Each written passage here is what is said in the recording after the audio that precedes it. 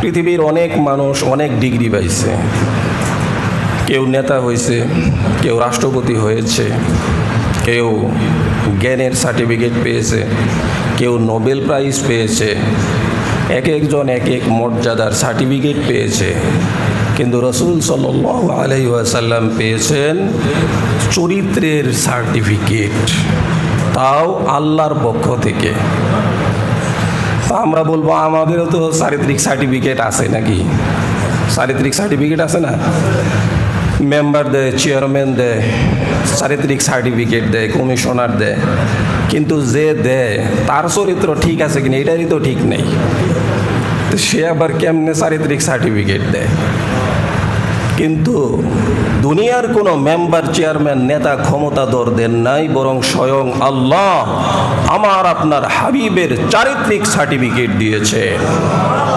সুবহানাল্লাহ। ইন্নাকা লাআলা খুলুকিন আযীম। হে নবী, আপনি মহান চরিত্রের অধিকারী, সাধারণ চরিত্র না, মহান। আপনার চরিত্র অনেক মহান। আমি সার্টিফিকেট দিলাম, আমি আল্লাহ সার্টিফিকেট দিলাম। দুনিয়ার সারা পৃথিবীর সমস্ত মানুষ যদি আপনার বিরোধিতা করে, কোনো কিছুই যায় আসে না। কেউ জাদুকর বলতে পারে, কেউ আপনাকে কবি বলতে পারে, কেউ আপনাকে পাগল বলতে পারে, কিন্তু আমি আল্লাহ বলছি আপনি মহান চরিত্রের অধিকারী। সেই চরিত্রের সার্টিফিকেট একমাত্র রসুলকে দেওয়া হয়েছে। তাহলে কেমন চরিত্র ছিল সেটা? এই জন্য তার চরিত্রের অনুকরণ করতে হবে। রাসূল সাল্লাল্লাহু আলাইহি ওয়াসাল্লামের চরিত্রের অনুকরণ করতে হবে। আমার চরিত্র কেমন, তার চরিত্রের সাথে আমাকে খাপ খাওয়াইতে হবে।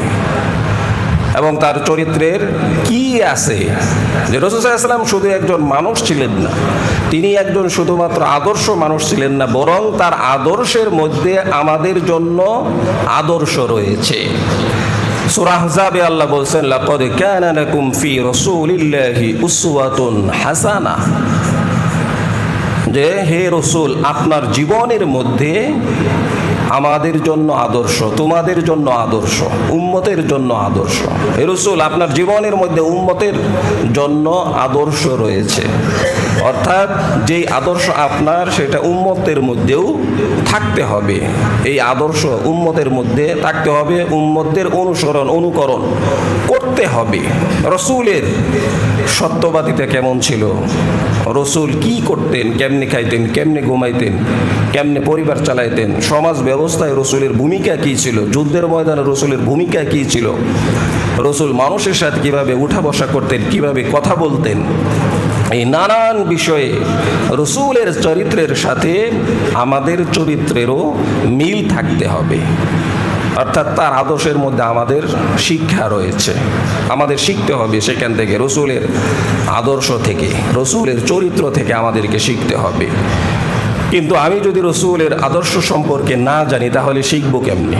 রাসূলের আদর্শ কি ছিল, রাসূল কেমনে খাইতেন, কেমনে ঘুমাইতেন, কেমনে চলতেন, রাসূলের প্রত্যেকটা কাজকর্মে রাসূলের আদর্শ কি ছিল, সেটা তো আমার জানতে হবে। অন্যথায় আমি রাসূলের আদর্শ কিভাবে খুঁজবো, কিভাবে বুঝবো? এজন্য সাহাবায়ে কেরামের এক দল আয়েশা রাদিয়াল্লাহু তাআলা আনহার কাছে গিয়ে জিজ্ঞেস করছিলেন, রাসূলের চরিত্র সম্পর্কে বলেন। তো আয়েশা রাদিয়াল্লাহু তাআলা আনহা বললেন, আশ্চর্যের বিষয়, তোমরা কি কোরআন পড়ো না? কানা খুলুকুল কোরআন, কোরআনটাই তো রাসূলের চরিত্র। কোরআন হলো লিখিত, রাসূল হলো প্র্যাকটিক্যাল। অর্থাৎ কোরআনে সত্যের কথা আসছে, রাসূল সত্যবাদী। কোরআনে আমানতের কথা আসছে, রাসূল আমানতদারি। কোরআনে খারাপ কাজ থেকে বিরত থাকার কথা আসছে, রাসূল সমস্ত খারাপ কাজ থেকে বিরত থাকেন। কোরআনে যেভাবে ন্যায়ের কথা আসছে, সেভাবে রাসূল ন্যায়বাদী, ন্যায়পরায়ণ, সব কিছুই রাসূলের মধ্যে আছে, কোরআনে যেভাবে আছে। কানা খুলুকুহুল কোরআন, অর্থাৎ কোরআনটাই রাসূলের চরিত্র। এরকম কারো হয়? এরকম তো আমাদেরও হওয়ার কথা, যে কোরআনে যেভাবে আসছে আমরা সেভাবেই বলবো। কোরআনে দয়া করতে বলছে তো রাসূল দয়া করেন, কোরআনে সত্য কথা বলতে বলছে তো রাসূল সত্য কথা বলেন, কোরআনে মিথ্যা থেকে বাঁচতে বলছে তো রাসূল মিথ্যা থেকে বেঁচে থাকেন, কোরআনে আমানতের কথা আসছে তো রাসূল সাল্লাল্লাহু আলাইহি ওয়াসাল্লাম আমানতদারি, কোরআনে ন্যায়ের কথা আসছে তো রাসূল সাল্লাল্লাহু আলাইহি ওয়াসাল্লাম ন্যায়বান, কোরআনে ইনসাফের কথা আসছে রাসূল সাল্লাল্লাহু আলাইহি ওয়াসাল্লাম ইনসাফগার, কোরআনে যেভাবে আসছে সেভাবেই প্র্যাকটিক্যাল রাসূল সাল্লাল্লাহু আলাইহি সাল্লাম নিজের জীবনে করিয়ে ঘটিয়ে দেখিয়ে দিয়েছে। এটাই কোরআন, এটাই রাসূলের চরিত্র। তো এর থেকে আর কি, যে কোরআনে যেমনে যেমনে আসছে একটু এদিক সেদিক না। কিন্তু আজকে আমাদের কোরআন তেলাওয়াত করলে, কোরআনের বাংলা বললে, কোরআনের অনুবাদ করলে, কোরআনের তাফসির করলে আমার গায়েও লাগে, ডাইনেও লাগে, বামেও লাগে, পিছনেও লাগে, সামনেও লাগে, প্রত্যেকেরই লাগে। লাগার কারণ কি? লাগার কারণ কোরআনের প্রত্যেকটা আয়াতের আমি বিরোধিতা করছি, যার কারণে কোরআন পড়লেই, কোরআন বুঝিয়ে শুনে আমাকে বুঝাইতে গেলে আমার সমস্যা শুরু হয়ে যায়। কারণ আমি তো কোরআন মানি না, আমি তো কোরআন বিরোধী। আমি ডাইরেক্ট যদিও বলি না যে আমি কোরআন বিরোধী, কিন্তু আমার কাজকর্মে সবই কোরআন বিরোধী। কোরআনে সুদের বিরোধিতা আসছে, আমি সুদ খাচ্ছি। কোরআনে ঘুষের বিরোধিতা আসছে, আমি ঘুষ খাচ্ছি। কোরআনে মদের বিরোধিতা আসছে, আমি মদ খাচ্ছি। কোরআনে দুর্নীতির বিরুদ্ধে আসছে, আমি দুর্নীতি করতেছি। কোরআনে গীবতের বিরোধিতায় আসছে, আমি গীবত করতেছি।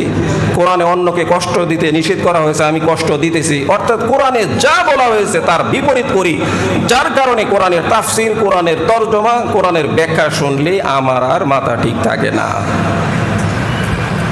তাহলে আমি কোরআনের মতো হইলাম কেমনে? আর রাসূল বলছেন, আয়েশা বলেন যে তার পুরা জীবনই হচ্ছে কোরআন। তিনি কোরআন দিয়ে জীবনকে সাজাইছেন।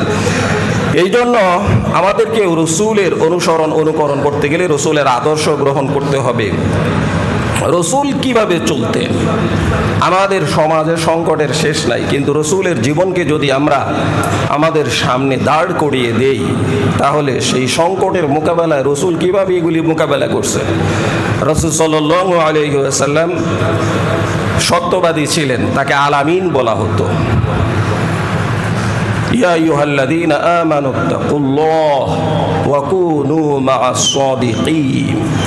হে মুমিনেরা, তোমরা আল্লাহকে ভয় করো এবং সত্যবাদীদের সাথে হও। অর্থাৎ নিজেও সত্য বলো, সত্যবাদীদের সাথীও হও। সত্যবাদীদের সাথে থাকো এবং নিজেও সত্য বলো। কিন্তু আমরা কয়জনে সত্য বলি? এবং মিথ্যা পরিহার করতে বলা হয়েছে, আলাইকুম বিসিদকি ফাইন্নাস সিদকা ইয়াহদি ইলাল বির ওয়া ইন্নাল বিররা ইয়াহদি ইলাল জান্নাহ। যে তোমরা সত্য বলো, সত্য মানুষকে নেকের দিকে নিয়ে আসে, আর নেক মানুষকে জান্নাতের দিকে নিয়ে যায়। আর ওয়াল কিযবু ইউহলিক, আর মিথ্যা মানুষকে ধ্বংস করে ফেলে। একটা মিথ্যাকে ঢাকতে গিয়ে আরো শত শত মিথ্যা বলতে হয়, তারপরেও ওই মিথ্যা ঢাকে না। বলে না যে শাক দিয়ে কি মাছ ঢাকা যায়? এটা যেরকম সাধারণ কথা, সাধারণ হইলেও অনেক গুরুত্বপূর্ণ কথা, তেমনি ভাবে মিথ্যাকে কোনোভাবেই ঢাকা যায় না, কোনো কিছু দিয়েই ঢাকা যায় না। এজন্য সত্য বলতে হবে। আমরা কথায় কথায় মিথ্যা বলি এবং বাচ্চাদেরকেও মিথ্যা শিখাই, এবং এই মোবাইলের কারণে আরও মিথ্যা অনেকটাই বেড়ে গেছে। আমি নিজেও মিথ্যা বলি।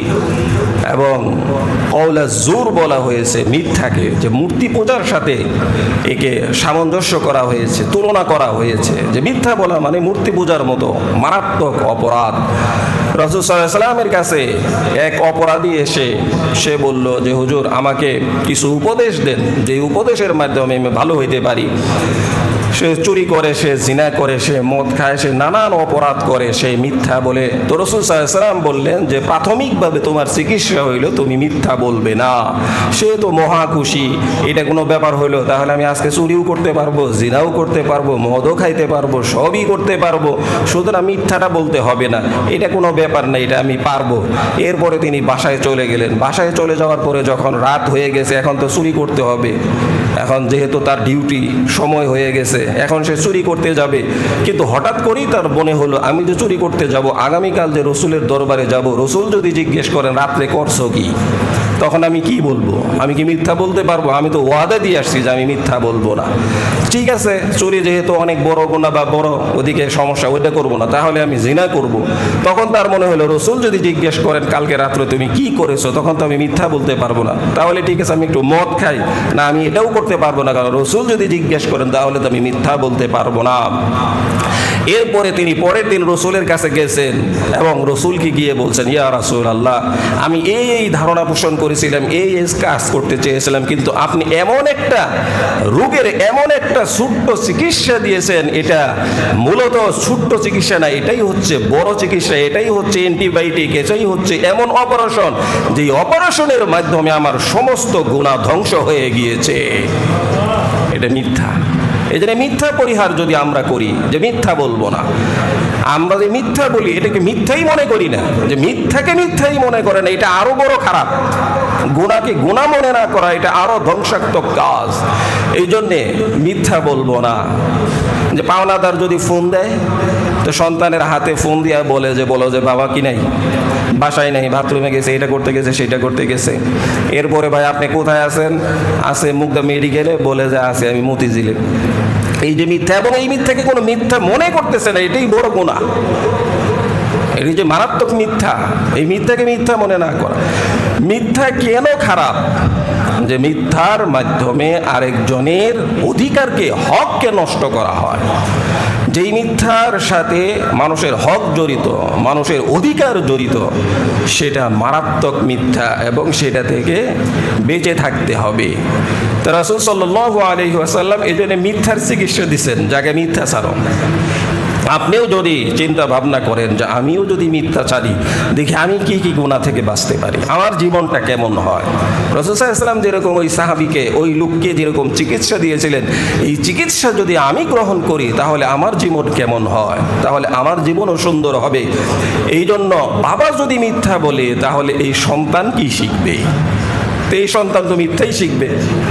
এই সন্তান আমার থেকে যে আদর্শ শেখার কথা, যে বাবা থেকে সত্যবাদিতা শিখবে, সেই জায়গায় সন্তান মিথ্যা শিখতেছে, মিথ্যা আমি শিখাইতেছি, এটা কেমন বাবা? তাহলে সন্তানের যে হক, সেই হক সে আদায় করতেছে না, বরং হকের মধ্যে খেয়ানত করতেছে। এই জন্য নিজেও সত্য বলবো, এবং সন্তানদেরকে, পরিবারকে সত্য বলানোর ট্রেনিং দিব, যে সত্যবাদী, আমরা সবাই সত্যবাদী। রাসূল সাল্লাল্লাহু আলাইহি ওয়াসাল্লাম সবসময় সত্যবাদী ছিলেন, এবং আল্লাহ বলছেন, ইয়া আইয়ুহাল্লাযীনা আমানু তাকুল্লাহ, হে মুমিনেরা তোমরা আল্লাহকে ভয় করো। আর কি করো? সত্যবাদীদের সাথে চলো, যারা সত্য বলে তাদের সাথে থাকো, তাদের সাথে চলো, তাদের সঙ্গী দাও, এবং নিজেও সত্য বলো। হাদিসের মধ্যে আসছে, যে ব্যক্তি সত্য বলে সে সত্য বলতে বলতে আল্লাহ তাআলার দরবারে সে সিদ্দিক উপাধি পেয়ে যায়। যেমন আবু বকর সিদ্দিক রাদিয়াল্লাহু তাআলা আনহু সত্য বলার কারণে সিদ্দিক উপাধি পেয়েছিলেন। এই জন্য একটা জায়গায় যদি আসি যে আমি মিথ্যা বলবো না, 1 কোটি টাকা একদিকে, আরেক দিকে মিথ্যা। 10 টাকার লেগেও তো মিথ্যা বলে, 1 কোটি তো হুজুর অনেক দূরের কথা। তো মুমিন তো এমন শক্তিশালী ঈমানওয়ালা হবে যে 1,50,00,000 টাকা জীবন একদিকে, আর মিথ্যা আরেক দিকে। জীবন যাবে, টাকা যাবে, কিন্তু মিথ্যা আমি বলবো না। এটা না মুমিন, এটা না ঈমানদার। কিন্তু 10 টাকার লেগে মিথ্যা সাক্ষী দেয়, 10 টাকার লেগে মিথ্যা কথা বলে। 2,000 টাকা দিলে যায় মিথ্যা সাক্ষী দেয়, 10,000 টাকা দিলে মিথ্যা সাক্ষী দেয়। এই 10,000 টাকার জন্য একটা লোকের ফাঁসি হয়ে গেল। এই 2,000 টাকার মিথ্যা সাক্ষী দেওয়ার কারণে একটা মানুষের যাবজ্জীবন কারাদণ্ড হয়ে গেল, 2 বছরের জেল হয়ে গেল। তার ছেলে মেয়ে না খেয়ে থাকবে, বৃদ্ধ বাবা মা অসুস্থ হয়ে মারা যাবে, আর আমার 2,000 টাকা, আমার 10,000 টাকা। এরপরে আমি যতই হজ করি, যতই মসজিদে পড়ে থাকি, যতই কোরআন তেলাওয়াত করি, এগুলির কোনো কিছুই আমল নামায় যোগ হবে না। কারণ আমার এই 10,000 2,000 টাকার পিছনে অনেক মানুষের কান্না, অনেক মানুষের হাহাকার, অনেক মানুষের নির্যাতন এখানে রয়ে গেছে। ওটা যতক্ষণ পর্যন্ত পরিশোধ না হবে, আমার কোনো কিছুতেই কাজ হবে না। এই জন্য সত্য বলতে হবে। ইয়া আইয়ুহাল্লাযীনা আমানুত্তাকুল্লাহ ওয়া কুনু মাস-সাদিকিন আলাইকুম বিস-সিদকি ফাইন্নাস-সিদকা ইয়াহদি ইলাল বির ওয়া ইন্নাল বিররা ইয়াহদি ইলাল জান্নাহ। তোমরা সত্য বলতে থাকো, সত্যবাদীদের সাথে থাকো। সত্য বললে, সত্য বলার কারণে মানুষ নেককার হয়ে যায়, আর সেই নেক মানুষকে জান্নাতে নিয়ে যাবে। ওয়াল কিযবু ইউহলিক, আর মিথ্যা মানুষকে ধ্বংস করে দেয়। এই জন্যে সবসময় সত্য বলতে হবে। রাসূলের মধ্যে সত্যবাদিতা ছিল। আরেকটা গুণ ছিল অন্যতম, রাসূলের আমানতদারি। এমন কোনো গুণ নাই যেটা নাই। ইন্নাল্লাহা ইয়া'মুরুকুম আন তুআদ্দুল আমানাতি ইলা আহলিহা, আল্লাহ তাআলা বলছেন, নিশ্চয়ই তোমরা যারা আমানতের পাওনাদার তাদের কাছে তাদের আমানত পৌঁছিয়ে দাও। আমানত শুধু 1000 টাকা 500 টাকা আমানত রাখলে আমানত না। কোনো ব্যক্তি আমার কাছে কথা বলছে, ভাই এই কথাটা আপনার কাছে আমানত, তাহলে এটাও আমানত। একটা চিঠি দিছে, একটা মেসেজ দিছে, একটা কথা বলছে, এই সব কিছুই হচ্ছে আমানত। রাসূল সাল্লাল্লাহু আলাইহি ওয়াসাল্লাম আমানতদারি ছিলেন। কেমন আমানতদারি ছিলেন? রাসূল সাল্লাল্লাহু আলাইহি ওয়াসাল্লাম ছিলেন আরব ব্যাংক। আরব ব্যাংক, ব্যাংক মানে এই ব্যাংক না, গচ্ছিত আরব ব্যাংক। রাসূল সাল্লাল্লাহু আলাইহি ওয়াসাল্লামের কাছে এসে কাফের মুশরিকরাও টাকা রাখতো, আমানত রাখতো।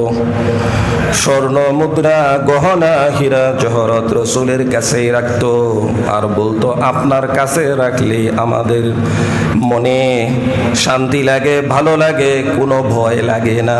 নিজের ভাইয়ের কাছে আমানত রাখতো না, নিজের আত্মীয় স্বজনের কাছে আমানত রাখতো না। কিন্তু রাসূল সাল্লাল্লাহু আলাইহি ওয়াসাল্লাম তাদের কাছে, তাদের শত্রু, এরপরেও শত্রুর কাছে এই শত্রুরা আমানত রাখতো। তাহলে রাসূল কেমন আমানতদারি ছিলেন? এবং রাসূলকে হত্যা করার জন্য ষড়যন্ত্র করা হলো। নবীজি সাল্লাল্লাহু আলাইহি ওয়াসাল্লাম আলীকে বললেন, হে আলী, আমার বিছানায় শুয়ে পড়ো, এই আমানতগুলি তোমার কাছে রেখে দাও। কাফেররা আসলে, ইহুদিরা আসলে, তাদেরকে যার যার নাম লেখা আছে সেইভাবে তাদের সম্পদ তাদের কাছে পৌঁছিয়ে দিবে। তাহলে শত্রুরা মারার জন্য আসতেছে, আর এই জায়গায় শত্রুদের আমানত খেয়ানত করা যাবে না। কারো সাথে যদি আমার শত্রুতা থাকে তাহলে তার সম্পদ আমার জন্য জায়েজ? কখনোই না। তার সাথে শত্রুতা আছে এটা ভিন্ন বিষয়, কিন্তু তার সম্পদ আমার জন্য হালাল হয়ে যায় নাই। বিগত সময়ে যারা অনেক সম্পদ রেখে গেছে তাদের সম্পদ কারো জন্যই হালাল না। সম্পদ যার সম্পদ সেই মালিক, যদি রাষ্ট্রীয় হয় সেটা আবার ভিন্ন কথা, কিন্তু ব্যক্তিগতভাবে কারো ব্যক্তিগত সম্পদ হস্তক্ষেপ করতে পারবে না। রাসূল সাল্লাল্লাহু আলাইহি ওয়াসাল্লামকে মারার জন্য আসতেছে, আর রাসূল তাদের সম্পদের পাহারায় নিয়োজিত। যারা মারতে আসতেছে তাদের সম্পদ। কি মহান চরিত্রের অধিকারী! এমনি আল্লাহ বলেন না ইন্নাকা লাআলা খুলুকিন আযীম, এমনি বলেন না। এই জন্যই বলছেন যে যারা মারতে আসতেছে, হত্যা করতে আসতেছে, যারা মক্কায় তাকে থাকতে দিল না, নিজের মাতৃভূমিতে থাকতে দিল না, মাতৃভূমি থেকে তাড়িয়ে দিচ্ছে, তাদের সম্পদের পাহারাদার হয়ে গেছেন রাসূল। এটা কেমন চরিত্রের অধিকারী! আর শত্রুর সম্পদ পাইলে আর উপায় আছে? আমগো শত্রুর সম্পদ নিজে কি মনে করে? হালাল মনে করে। যাক, তোর সাথে তো আর পারতেছি না, এইবার পারছি, এইবার পাইলাম, সম্পদ নিয়ে নিব। রাসূলের চরিত্র কোথায়? আমার চরিত্র কোথায়? আমি রাসূলের চরিত্র থেকে কত দূরে আছি। রাসূল সাল্লাল্লাহু আলাইহি ওয়াসাল্লাম এমন আমানতদারি ছিলেন যে রাসূল সাল্লাল্লাহু আলাইহি ওয়াসাল্লাম আলীর কাছে বললেন যে তুমি সকলের সম্পদকে যার যার কাছে পৌঁছিয়ে দিবে। এটা ছিল রাসূলের আমানতদারিতা। আয়াতুল মুনাফিকি সালাসাতুন ইযা হাদাসা কাযাবা ওয়া ইযা ওয়া'আদা আখলাফা ওয়া ইযা উ'তুমিনা খানা। নবীজি বলছেন মুনাফিকের আলামত হচ্ছে তিনটি। এক নাম্বার হচ্ছে ইযা হাদাসা কাযাবা, যখন কথা বলে তো মিথ্যা বলে। ওই যে আগে যে বলছিলাম, যখন কথা বলে মিথ্যা বলে। ওয়া ইযা ওয়া'আদা আখলাফা, কারো সাথে ওয়াদা করলে, কমিটমেন্ট করলে, প্রতিশ্রুতি দিলে তা ভঙ্গ করে ফেলে। এটা সাধারণ কোনো মুসলমান করে না। যার মধ্যে মুনাফিকির আলামত আছে সেই এই কাজ করে। ওয়াইদা উকতুমিনা খানা, আর তার কাছে কোনো আমানত রাখলে, টাকা পয়সা হোক, কথা হোক, কোনো ধরনের কোনো চিঠি হোক, মেসেজ হোক, সেটা প্রকাশ করে দেয়। এটা হচ্ছে আমানতের খিয়ানত। এটা যারা করে সে মুনাফিক। আমাদের মধ্যে তো আর এরকম কেউ নাই, তাই না? আমাদের মধ্যে এই তিন আলামত কারোর মধ্যে আছে? কারোর মধ্যে নাই। আমরা আলহামদুলিল্লাহ সবাই ভালো মানুষ, কিন্তু ভালো মানুষ থাকতে হবে। কথায় কথায় মিথ্যা ওয়াদা খেলাফ আর আমানতের খিয়ানত, এটা হচ্ছে মুনাফিকের আলামত। ইন্নাল মুনাফিকিনা ফিদ দারকিল আসফালি মিনান নার। আল্লাহ বলছেন মুনাফিকের স্তর হবে জাহান্নামের, স্তর হবে সবচেয়ে নিচের জাহান্নাম। ফেরাউন যেই জাহান্নামে থাকবে, মুনাফিক তার নিচের জাহান্নামে থাকবে। নমরুদ যেই জাহান্নামে থাকবে, মুনাফিক তার নিচের জাহান্নামে থাকবে। বুশ বলেন, ট্রাম্প বলেন, এরা যদি এভাবেই মৃত্যুবরণ করে আর এরাও যদি জাহান্নামী হয়, তাহলেও এদের নিচের জাহান্নামে মুনাফিক থাকবে। সাধারণ বিষয়।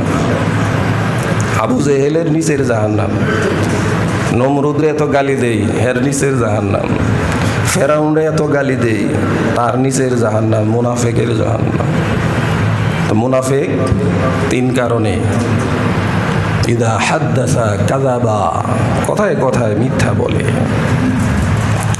ওয়াইদা ওয়াদা আখলাফা, ওয়াদা করলে খেলাফ করে, আমানত রাখলে খিয়ানত করে। আর এই আমানত শুধু সম্পদের আমানত না, এই আমানত আল্লাহ তাআলা আমাদের কাছে যে কোরআন হাদিসের আমানত দিয়েছেন, এটারও খেয়ানত করে। والذين هم لأماناتهم وعهدهم راعون। আল্লাহ আমানতের কথা বলছেন যে আমানতকে তোমরা সঠিকভাবে রাখো। মেসেজ একটা একজনে দিছে, এটা আরেকজনের পড়ায় শোনানো যাবে? এই যে যোগাযোগ মাধ্যম, সামাজিক যোগাযোগ মাধ্যমে একজন আরেকজনের চরিত্র হননের যে একটা যুদ্ধ চলতেছে, কোনো কিছু হইলেই ফেসবুকে দাও চরিত্র হনন, চরিত্র হননের একটা পায়তারা চলতেছে। তো আমানতের খেয়ানত করা যাবে না, আমরা আমানতদার হব। রসুলের এই আদর্শ আমার মধ্যে থাকতে হবে, রাখতে হবে। এরপরে রসুল সাল্লাল্লাহু আলাইহি ওয়াসাল্লাম পরিবার কেমনে চালাইতেন, আমরাও তো পরিবার চালাই। এগুলি রসুলের আদর্শ, এগুলি রসুলের চরিত্র। আর এগুলি ঠিক থাকার কারণে আল্লাহ তাআলা বলছেন, আপনাকে আমি মহান চরিত্রের অধিকারী বানায়া দিলাম, আপনি মহান চরিত্রের অধিকারী ঘোষণা করলাম। পরিবার, আমাদের পরিবার আছে, সবারই পরিবার নিয়ে সংকট। তো পরিবারের মধ্যে আদর্শ কি রসুলের? রাসূল সাল্লাল্লাহু আলাইহি ওয়াসাল্লাম স্ত্রীদের সাথে কি আচরণ করতেন, সন্তানদের সাথে কি আচরণ করতেন, আত্মীয় স্বজনদের সাথে রসুলের আচরণ কেমন ছিল, আর আমাদের আচরণ কেমন, পরিবারের সাথে আমার আচরণ কেমন। আজকে থানায় গেলে সবচেয়ে বেশি মামলা দেখা যাবে একজন আরেকজনের বিরুদ্ধে, সেটা হচ্ছে ভাই ভাইয়ের বিরুদ্ধে, স্ত্রী স্বামীর বিরুদ্ধে, স্বামী স্ত্রীর বিরুদ্ধে। অথচ রাসূল বলছেন, খায়রুকুম খায়রুকুম লিআহলিহি ওয়া আনা খায়রুকুম লিআহলি। আমি আমার স্ত্রীর কাছে উত্তম, যেই ব্যক্তি স্ত্রীর কাছে উত্তম সেই হচ্ছে উত্তম পুরুষ। উত্তম পুরুষকে যে স্ত্রীর কাছে ভালো, সন্তানদের কাছে ভালো, সে হলো ভালো মানুষ। আমি বাইরে অনেক ভালো মানুষ, রাস্তাঘাটে ভালো মানুষ, মসজিদে ভালো মানুষ, কিন্তু স্ত্রী বলে খারাপ মানুষ, সন্তান বলে খারাপ মানুষ, তাহলে আমি খারাপ মানুষ। স্ত্রীদের কাছে ভালো হইতে হবে, সন্তানদের কাছে ভালো হইতে হবে, তাদের হক আদায় করতে হবে, তাদেরকে সেই অনুযায়ী শিক্ষা দিতে হবে। তাহলে তাদের হক পূর্ণ করলে তাদের কাছে আমি ভালো মানুষ। আর ভালো মানুষ যদি আমি তাদের কাছে হইতে পারি, তাহলে আমি আল্লাহর কাছেও ভালো মানুষ। রাসূল সাল্লাল্লাহু আলাইহি ওয়াসাল্লাম স্ত্রীদের সাথে কি আচরণ করতেন? রাসূল সাল্লাল্লাহু আলাইহি ওয়াসাল্লাম যতক্ষণ ঘরে থাকতেন তো সময়কে 3 ভাগ করে নিতেন। এক ভাগ তিনি ইবাদতে কাটাইতেন, আরেক ভাগ তিনি বিশ্রাম নিতেন, আরেক ভাগ স্ত্রীদেরকে সময় দিতেন। স্ত্রীরা কাটাকাটি করতে গেলে সেখানে কাটাকাটি করতেন, স্ত্রীরা ঘরের কোনো কাজ করতে গেলে তাদেরকে সময় দিতেন, তিনিও ঘরের কাজ করতেন। আমি বাহিরে যত বড় হুজুরি থাকি, আমি বাহিরে যত বড় ব্যারিস্টারি থাকি, যত বড় এমপি থাকি, মন্ত্রীই থাকি, সমাজের যত বড় নেতৃস্থানীয় জায়গাতেই থাকি না কেন, ভিতরে তো আমি স্বামী, ভিতরে তো আমি অভিভাবক, ভিতরে তো আমি বাবা। সেই জায়গাতেই থাকতে হবে। ওই জায়গাতে আমি বাবাই, ওই জায়গাতে আমি বড় হুজুর না, ওই জায়গাতে আমি এমপি মন্ত্রী না, ওই জায়গাতে আমি কোনো নেতা না। এইভাবে যদি চলে তখন স্ত্রী বলবে যে ঠিক আছে, আমার স্বামী ঠিক আছে, আমার হক আদায় করতেছে। তো এই জন্য তাদের যে হক আছে এটা আদায় করতে হবে, পরিবারকে সময় দিতে হবে। অনেক পুরুষ আছে বাসায় সময় মতো যায় না, সময় মতো থাকে না, বাইরে আড্ডা মারে, বাজারে আড্ডা মারে, চার দোকানে ঘন্টার পর ঘন্টা চাপাবাজি করতেছে, চা খাইতেছে, উল্টাপাল্টা বলতেছে, টেলিভিশন দেখতেছে, কিন্তু বাসায় তাকে ফোন দিলে সে বাসায় যায় না। স্ত্রীর হক কই? সন্তানদের হক কোথায়? সে আড্ডাবাজিতে লিপ্ত আছে, সে কখনোই ভালো স্বামী হইতে পারে না। তো রাসূল সাল্লাল্লাহু আলাইহি ওয়াসাল্লাম ছিলেন উত্তম স্বামী, উত্তম বাবা, উত্তম নানা, উত্তম রাষ্ট্রনায়ক, উত্তম সেনাপতি, সব দিক দিকেই তিনি সেরা ছিলেন, উত্তম নেতা। এই জন্য রাসূলের আদর্শ আমাদেরকে গ্রহণ করতে হলে পারিবারিকভাবেও সেই আদর্শ গ্রহণ করতে হবে। রাসূল সাল্লাল্লাহু আলাইহি ওয়াসাল্লাম স্ত্রীদের সাথে কত মায়া মহব্বতে থাকতেন। আয়েশা রাদিয়াল্লাহু তাআলা আনহা বলেন যে রাসূল সাল্লাল্লাহু আলাইহি ওয়াসাল্লামের সাথে খাবারে বসলে আমি গ্লাসের যেই সাইড দিয়ে পানি খেতাম সেই সাইড দিয়েই রাসূল পানি খেতেন, পানি পান করতেন। হাড্ডি চিবিয়ে রাখলে সেই হাড্ডি আবার রাসূল চিবিয়ে খেতেন। ভালোবাসার নিদর্শন। আর আমাদের কি? এটা আমার গ্লাস, এটা হের গ্লাস, এটা হের গ্লাস, এটা হের গ্লাস। গ্লাসও পার্থক্য আছে, খবর আছে এটা ধরলে। তাহলে কেমনে? আচ্ছা আলাদা রাখেন, কিন্তু মাঝে মাঝে এক জায়গাতেও খাওয়া যাবে, খাইলে মহব্বত বাড়বে। তো তাদের সাথে ভালোবাসা, মহব্বত, কারণ আপনি স্ত্রীকে অ্যাভয়েড করতে পারবেন না। যেহেতু বিয়ে একবার হয়েছে, কিছু করার নাই, যেমনেই থাক, যা কিছুই করুক, এটারে শুধু দুনিয়াতে না, এটারে জান্নাতেও লালন পালন করতে হবে। সেই খেয়াল আছে আপনার? তার সাথে ঝগড়া করে লাভটা কি? জান্নাতে এটারে নিয়ে থাকতে হইব, সে যদি জান্নাতি হয়। আর স্বামী স্ত্রীর সম্পর্ক এটা দুনিয়ার কোনো সম্পর্ক না, এটা জান্নাতের সম্পর্ক। ভাই বোনের সম্পর্ক দুনিয়ার সম্পর্ক, বাবা মার সম্পর্ক দুনিয়ার সম্পর্ক, আত্মীয় স্বজনের সম্পর্ক দুনিয়ার সম্পর্ক, নেতাকর্মীর সম্পর্ক দুনিয়ার সম্পর্ক। একমাত্র স্বামী স্ত্রীর সম্পর্ক হচ্ছে জান্নাতের সম্পর্ক। আদম আলাইহিস সালামের ভালো লাগে না, এরপরে হাওয়াকে দিয়েছে স্ত্রী হিসেবে, এবার ভালো লাগা শুরু করছে। তাহলে বিয়েটা ওইখানে হয়েছে, জান্নাতে হয়েছে। তো এই জন্য এই সম্পর্ক জান্নাতের সম্পর্ক, এটারে অ্যাভয়েড করেন না, এটারে যেনতেনভাবে ছেড়ে দিয়েন না। কারণ একে নিয়ে থাকতে হবে, একে নিয়ে মরতে হবে, একে নিয়ে জান্নাতে যাইতে হবে, এবং জান্নাতেও যদি আবাদুল আবাদ থাকতে হয় তাকে নিয়েই থাকতে হবে।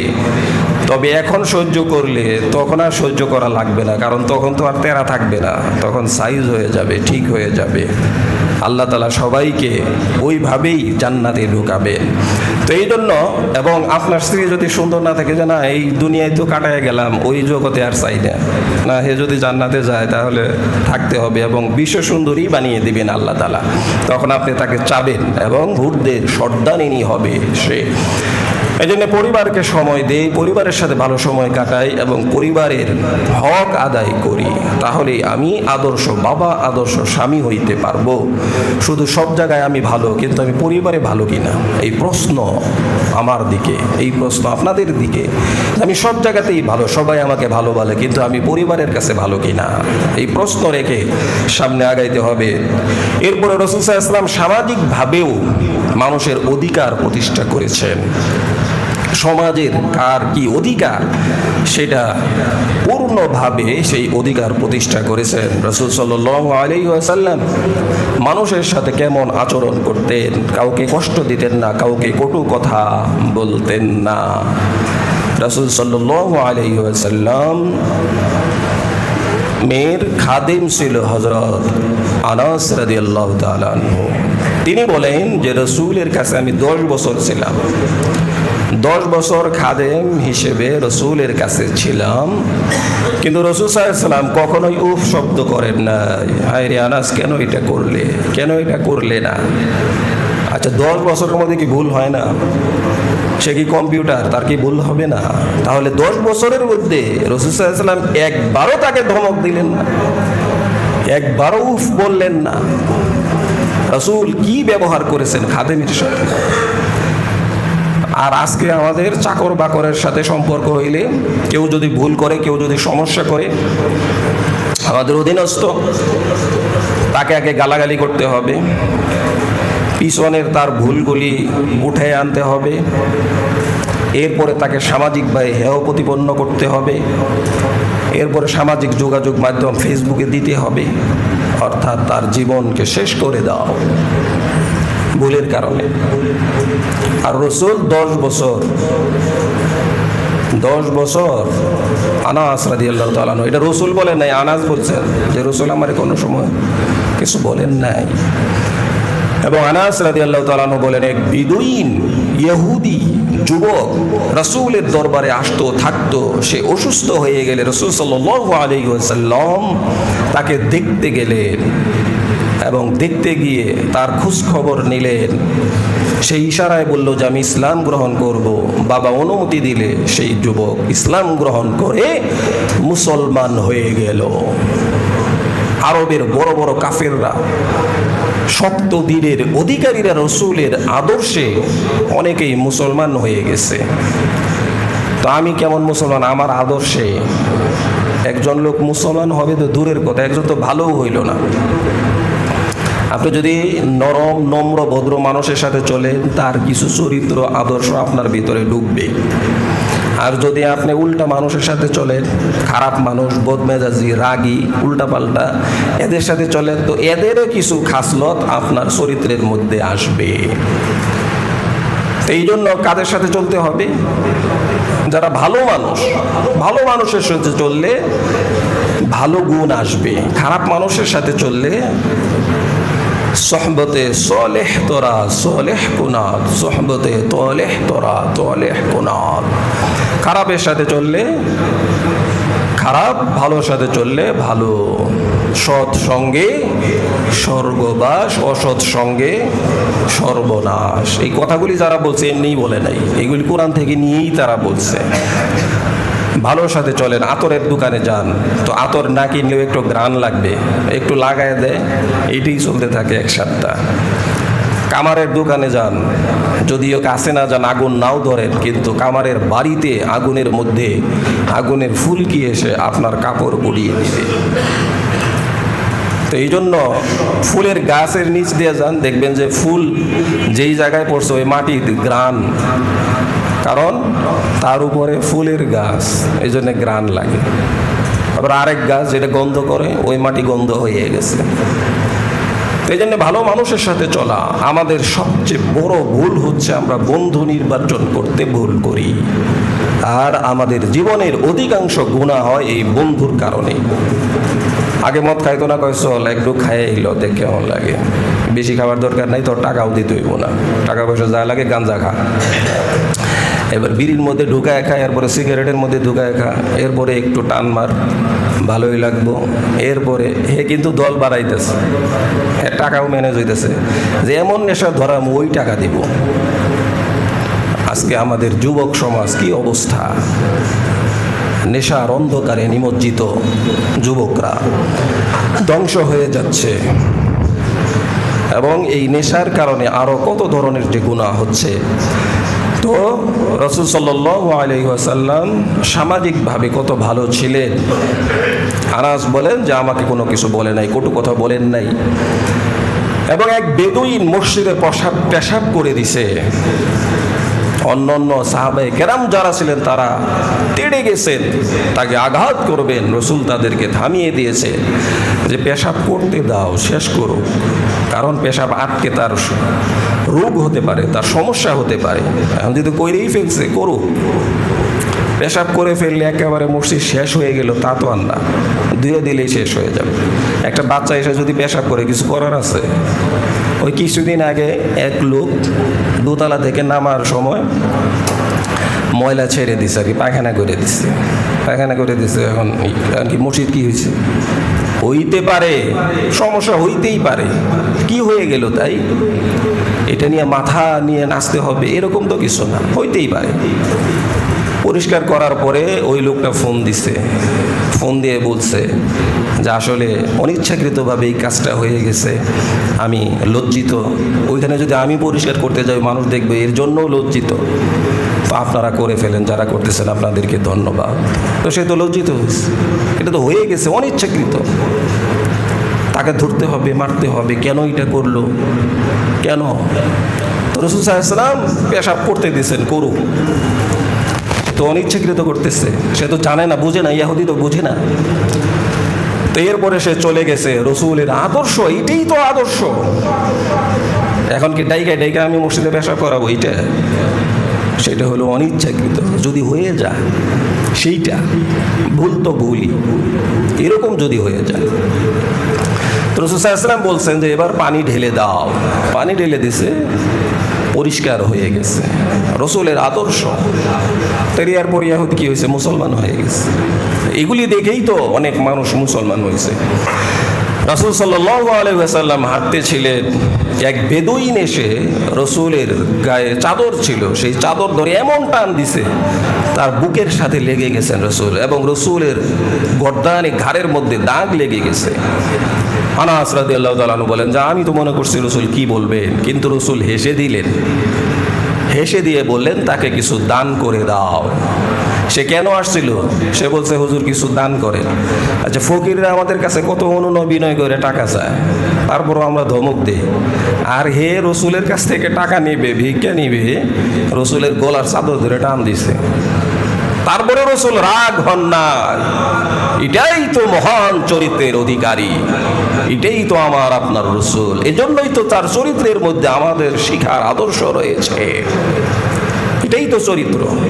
রসুল তাকে বলছেন কিছু দান করে দাও, হাসি দিয়ে, ধমক দিয়ে না। আমাদের কাছে কেউ কিছু চাইলে আমরা ধমক দেই, অথচ কোরআনে কি আসছে? ফালা তাকহা, ধমক দিও না, ভিক্ষুককে ধমক দিও না।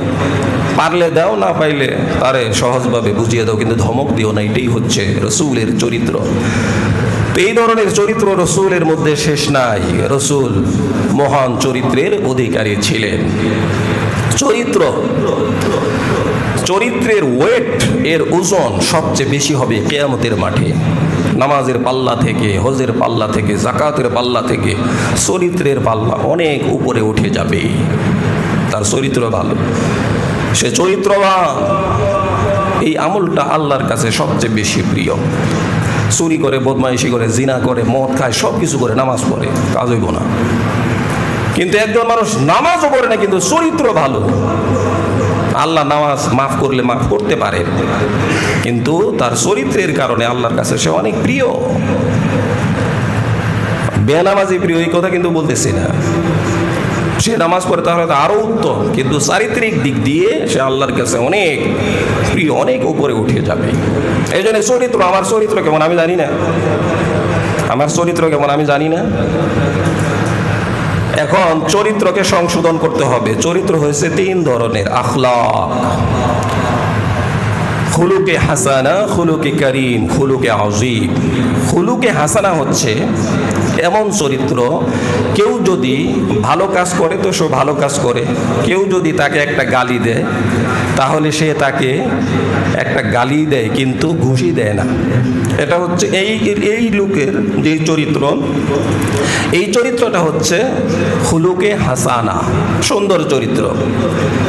যে তার সাথে ভালো ব্যবহার করলে ভালো ব্যবহার করে, তার সাথে খারাপ ব্যবহার করলে, তাকে গালি দিলে সে গালি দেয় কিন্তু ঘুষি দেয় না। অর্থাৎ ইনসাফ রাখে, যে আমাকে গালি দিছে আমি গালি দিব, ঘুষি দিছে ঘুষিই দিব, এতটুকু করে। দুই নাম্বার হচ্ছে খুলুকে কারীম, আমার সাথে ভালো করছে আমিও ভালো, আমার সাথে খারাপ করছে, আমাকে গালি দিছে, আমাকে ঘুষি দিছে, আমি মাফ করে দিলাম। এটা হচ্ছে খুলুকে কারীম। তিন নাম্বার হচ্ছে খুলুকে আযীম, আমার সাথে ভালো করছে আমিও ভালো, আমাকে গালি দিছে, আমাকে ঘুষি দিছে, আমি তাকে ক্ষমা করব, সাথে সাথে তাকে আমি নাস্তা করাবো। তাকে হোটেল সাপ্লাই নিয়ে গিয়ে নাস্তা করাবো। এটা হলো খুলুকে আযীম, মহান চরিত্রের অধিকারী। এটাকেই বলে মহান চরিত্রের অধিকারী। একটা হচ্ছে যতটুকু করছে ততটুকুই করব, এর মধ্যে বাড়ানো যাবে না। 2 নাম্বার হচ্ছে যতটুকু করছে আমি ক্ষমা করে দেব। 3 নাম্বার হচ্ছে ক্ষমা করব, এরপরে উল্টা তাকে আমি আদর করব, সোহাগ করব, ভালোবাসবো, ভালো কথা বলবো, তার জন্য কিছু খরচ করব। এটা হচ্ছে মহান চরিত্রের অধিকারী। এরকম আমরা কয়জন আছি? আছে নাই যে তা না, অনেকেই আছে আলহামদুলিল্লাহ। এই জায়গায় আসতে হবে।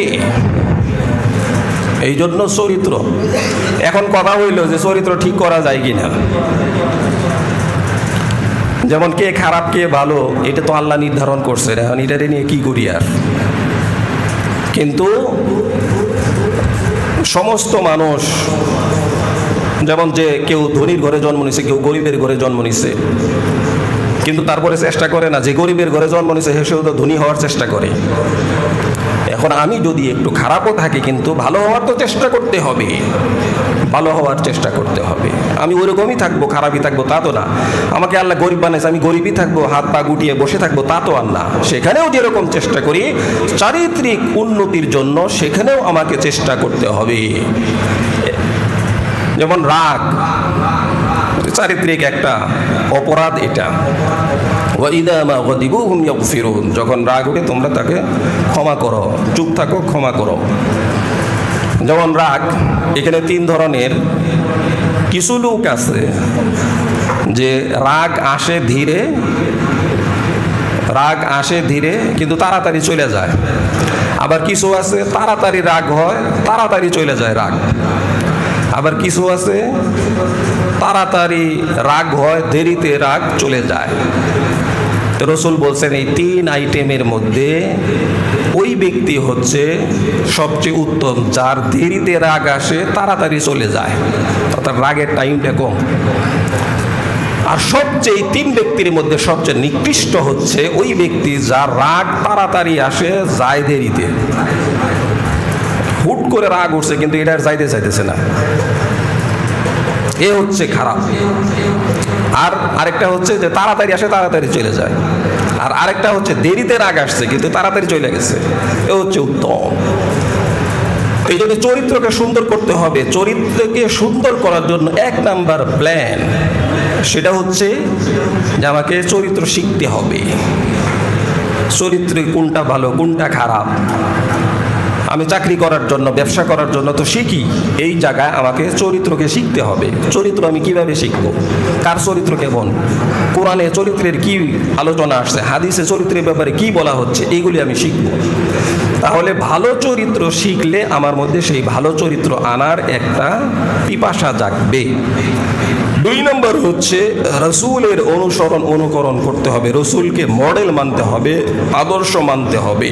রাসূলের আদর্শ কেমন ছিল, রাসূলের চরিত্র কেমন ছিল, এটা হচ্ছে 2 নাম্বার। চরিত্রকে উন্নত করার, আমি ভালো হব, আমি চারিত্রিকভাবে ভালো মানুষ হব, 2 নাম্বার। 3 নাম্বার হচ্ছে সেটার একটা প্র্যাকটিস করতে হবে, যে এখানে সত্য বলতে হবে, এখানে মিথ্যা ছাড়তে হবে, সেটা আমি করতেছি কিনা। পারিবারিকভাবে আমি আমার চরিত্রকে ফিট করতে হবে, সামাজিকভাবে চরিত্রকে ফিট করতে হবে, এই জায়গায় আমি কি করতেছি, 3 নাম্বার। আর 4 নাম্বার হচ্ছে আমার চরিত্র সুন্দর হওয়ার জন্য আল্লাহর কাছে দোয়া করতে হবে, হে আল্লাহ আপনি আমার চরিত্রকে সুন্দর করে দেন। এজন্য আয়নায় মুখ দেখার দোয়া আছে। মুখ দেখার দোয়া কি, যে আল্লাহ আপনি আমার চেহারাটা যেরকম সুন্দর করছেন চরিত্রটাও সুন্দর করে দেন। আল্লাহু আকবার।